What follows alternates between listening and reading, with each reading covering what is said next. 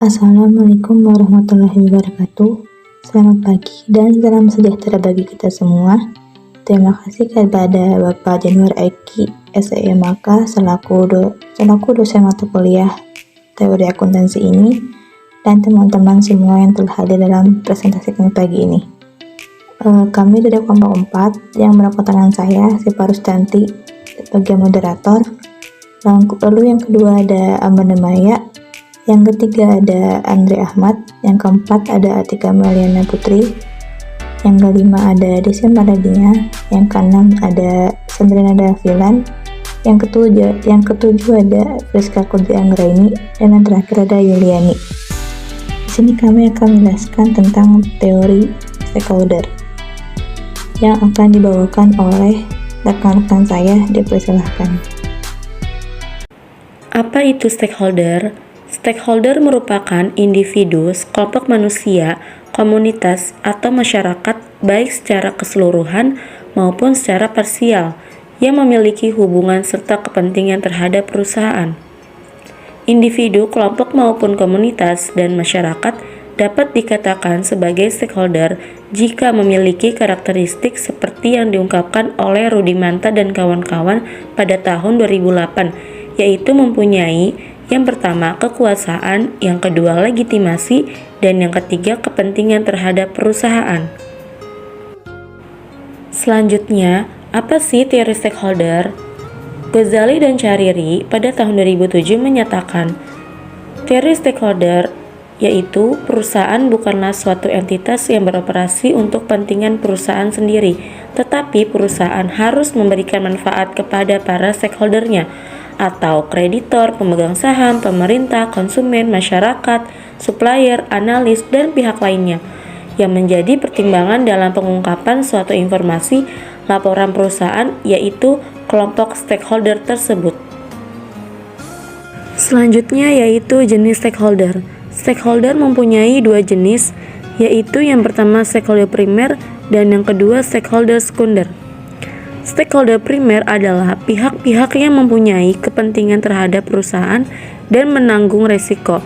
Contohnya adalah pemegang saham, investor, konsumen, pemasok, karyawan, juga pemerintah dan komunitas lokal. Yang kedua yaitu stakeholder sekunder. Stakeholder sekunder adalah pihak yang mempengaruhi atau dipengaruhi oleh perusahaan, tetapi mereka tidak terlibat dalam transaksi dengan perusahaan dan tidak begitu penting bagi kelangsungan hidup perusahaan. Contohnya adalah media dan berbagai kelompok kepentingan tertentu, LSM atau SP. Strategi pengelolaan stakeholder terbagi menjadi dua. Yang pertama, strategi aktif. Apabila perusahaan berusaha mempengaruhi hubungan organisasinya dengan stakeholder yang dipandang berpengaruh penting.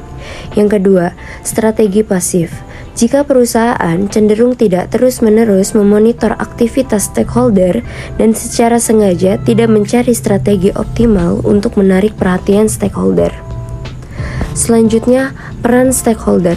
Peran masing-masing stakeholder di perusahaan. Yang pertama, pemegang dan pemilik bertindak sebagai penyedia modal operasional dalam bisnis untuk menjalankan. Yang kedua, pegawai faktor yang menentukan kinerja perusahaan. Itu sebabnya mereka juga menjadi pemangku kepentingan perusahaan. Yang ketiga, supplier atau pemasok juga mempengaruhi kinerja perusahaan sehingga mereka juga menjadi pemangku kepentingan. Yang keempat, konsumen juga bertindak sebagai pemangku kepentingan bagi mereka yang menggunakan produk dan mengevaluasinya. Yang kelima, pesaing atau kompetitor telah memainkan peran dalam keputusan, kebijakan, dan proyek bisnis. Contohnya adalah hanya Toyota dan Honda bersaing di pasar otomotif Indonesia. Selanjutnya ada perkembangan teori stakeholder. Perkembangan teori stakeholder diawali dengan berubahnya bentuk pendekatan perusahaan dalam melakukan aktivitas usaha. Ada dua bentuk dalam pendekatan stakeholder menurut Budimanta DKK 2008, yaitu yang pertama ada Old Corporate Relation dan yang kedua ada New Corporate Relation. Old Corporate Relation Approach, yaitu pendekatan ini menekankan pada bentuk pelaksanaan aktivitas perusahaan secara terpisah di mana setiap fungsi dalam perusahaan melakukan pekerjaannya tanpa adanya kesatuan di antara fungsi-fungsi tersebut. Yang pertama ada hubungan antara bagian tanpa koordinasi.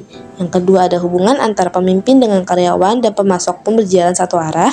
Dan yang ketiga ada hubungan dengan pihak di luar perusahaan bersifat jangka pendek dan hanya sebatas hubungan transaksional saja tanpa ada kerjasama untuk menciptakan kebermanfaatan bersama. Selanjutnya ada New Corporate Relation Approach. Pendekatan New Corporate Relation menekankan kolaborasi antara perusahaan dengan seluruh stakeholder-nya.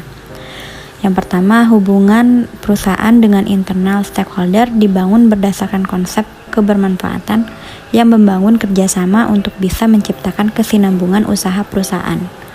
Yang kedua, hubungan dengan stakeholder di luar perusahaan bukan hanya bersifat transaksional dan jangka pendek, namun lebih kepada hubungan yang bersifat fungsional yang bertumpu pada kemitraan. Dan yang terakhir, perusahaan tidak lagi menempatkan dirinya di posisi paling atas, sehingga perusahaan mengeksklusifkan dirinya dari para pemangku kepentingan.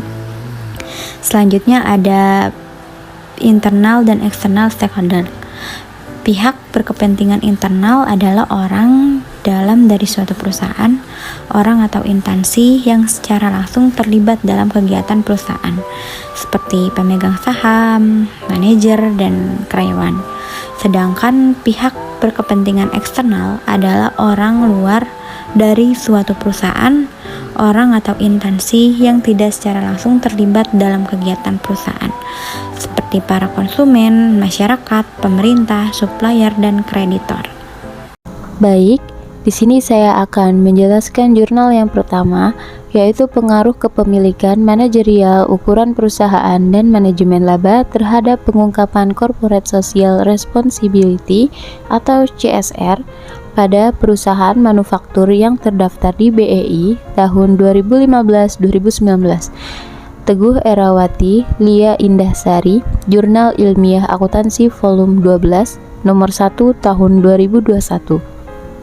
Berdasarkan hasil hipotesis yang telah dianalisis mengenai pengaruh kepemilikan manajerial, ukuran perusahaan, dan manajemen laba terhadap pengungkapan Corporate Social Responsibility pada perusahaan manufaktur yang terdaftar di BEI tahun 2015-2019, dapat disimpulkan bahwa yang pertama, variabel kepemilikan manajerial memiliki pengaruh positif terhadap pengungkapan CSR pada perusahaan. Hal ini menyatakan bahwa kepemilikan manajerial yang dinilai dengan persentase kepemilikan saham oleh pihak manajer memiliki pengaruh yang signifikan terhadap pengungkapan CSR, yang artinya bahwa semakin banyak saham yang dimiliki manajemen, maka semakin luas pengungkapan CSR-nya.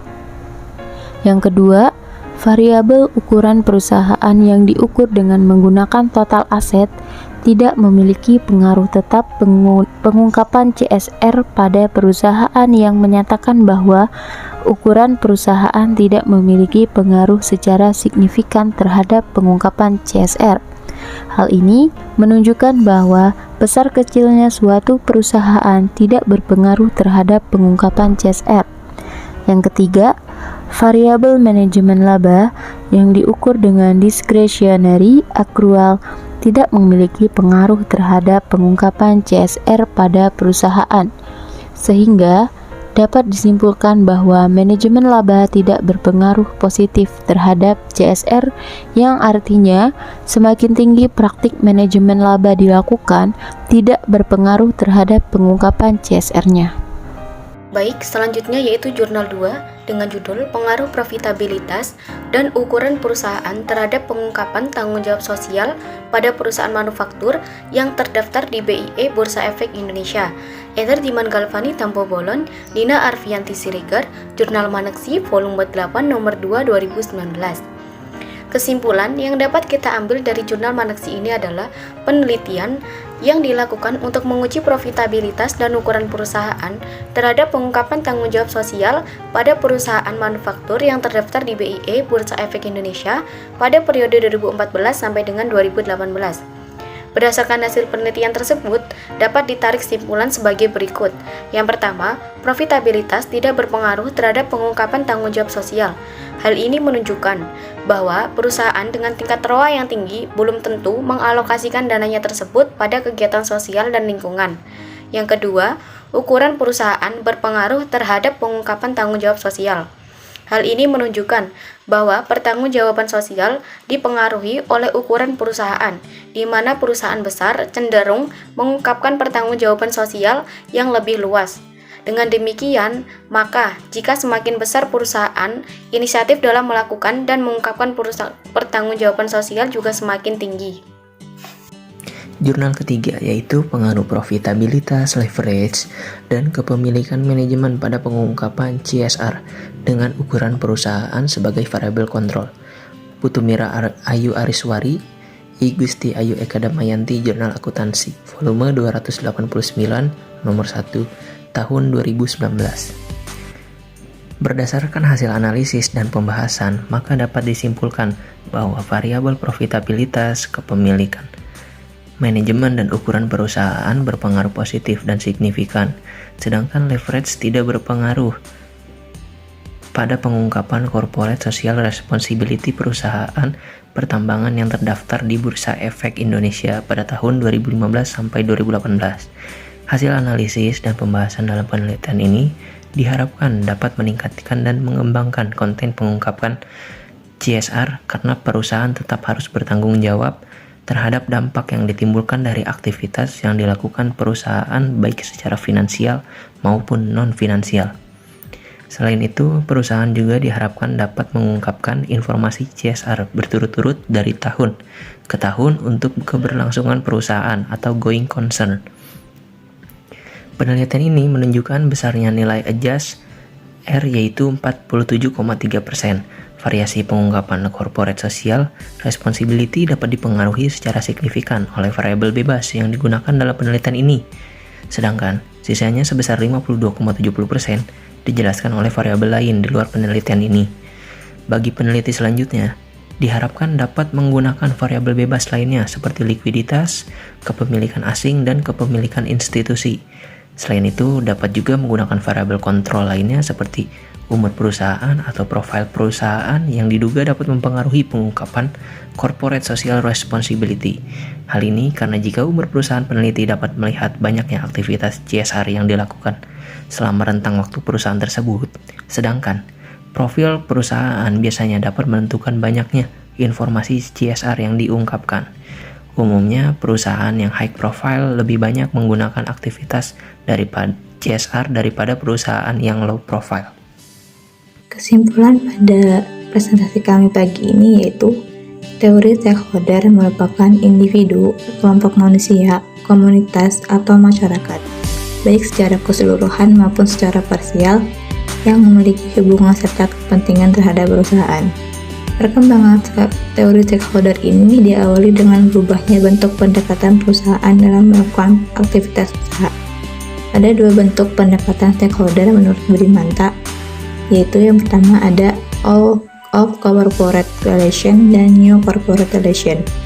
Pendekatan All Corporate ini menekankan pada bentuk pelaksanaan aktivitas perusahaan secara terpisah, di mana setiap fungsi dalam sebuah perusahaan melakukan pekerjaannya tanpa adanya kesatuan di antara fungsi-fungsi tersebut. Sedangkan pendekatan New Corporate Relation menekankan kolaborasi antara perusahaan dengan seluruh stakeholdernya. Mohon maaf, terima kasih atas perhatiannya. Wassalamualaikum warahmatullahi wabarakatuh.